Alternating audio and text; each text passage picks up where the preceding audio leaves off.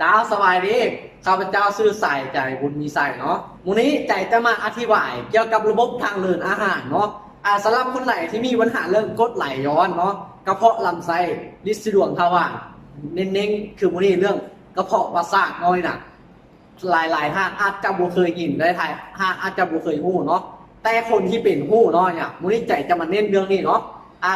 สำหรับคนไหนที่มีปัญหาเรื่องท้องแน่นท้องกรดไหลย้อนกินอาหารไปแล้วแทรกนอนลำไส้แบบนี้นะทายเนี้ยทายแข็งแบบนี้สำหรับทานหลายที่กินอาหารไปแล้วมีอาการท้องแน่นท้องจุกเสียบแบบนี้เนาะเนี่ยแทรกนอนขึ้นมาคอแบบนี้เนาะ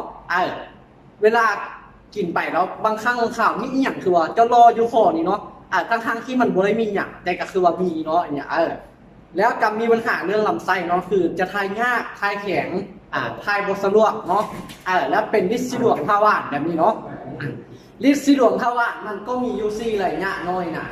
แต่ระยะนี่มันก็มีแตกต่างกันเนาะระยะที่1เนาะกระทายระยะทายแข็งเราเลือดออกน้อยนะระยะที่2มันจะเริ่มเป็นติ่งออกมาน้อยนึงน้อยเขาลูกๆคำๆมึงก็จะเห็นแล้วเนาะระยะที่3จะพูออกมาละระยะที่4มันพูมาแล้วมันจะหดตัวขึ้นมาได้เนาะจนแล้วมือนิกขึ้นเลยเนาะมันถึงจะขึ้นเนาะสำหรับกระเพาะประสาทเนาะหลายๆคนที่เป็นอยู่น้อยเนี่ยพังไว้เนาะมันอาจจะคือกระเพาะทั่วไปน้อยนะแต่มันจะมีจุดแตกต่างอยู่น้อยนึงเนาะเวลามันเจ็บเนาะมันจะจุกแซบซอดออกกลางหลังเลยเนาะตามแข้งตามขาเมื่อยเพลียยากกินข้าวอยากแค่ยากว่าจนมาสั้นเลยน้อยนะจนสั้นดักๆเลยแหละแล้วก็มีอาการเจ็บปวดขึ้นมาหัวมาคอไปเลยเนาะคอประสาทเนาะเวลาเราเป็นเราเป็นเนื้อร่างเป็นโน้นน้อยน่ะและสมองของเราจะเป็นเบลอน้อยน่ะจะเป็นมึนๆแบบ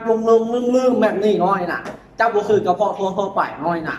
มึนตามแข้งตามขามึนตามมือแบบนี้น้อยเนี่ยคือกระเพาะประสาทจะแตกต่างไปเนาะสำหรับคนไหนที่เป็นกระเพาะธรรมดาทั่วไปอาจจะดูแลง่ายรักษาง่ายเนาะแต่กระเพาะประสาทบอกเลยว่าจะกินยาต้มว่าอยากกินยาพื้นเมืองว่าจะกินยาตามท้องตลาดทั่วไปก้าวบสามารถหายดีหรือว่าบเห็นผลบ้างดูแลรักษามาหลายก้าวบดีเนาะลองมาเปิดใจกับเซอร์นิตินเมืองนอกเนี่ยเท่าที่ใจดูแลลูกค้ามาบอกเลยว่าเห็นผลลัพธ์ทุกคนเลยเนาะสินค้านี้นำเข้ามาแต่รัฐเม็กซิกันสหรัฐอเมริกา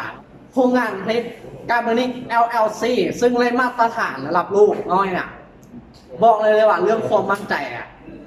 เต็มเปี่ยมเนาะซึ่งตัวเป็นการจะมีหน้าที่ในการขับถ่ายเบื่อเนาะขับของเสียออกจากลำไส้ปั๊บระบบขับถ่ายเนาะโบเพียงแค่ดีท็อกทั่วไปเนาะตัวนี้จะขับถ่ายเบื่อออกจากตับได้เลยเนาะ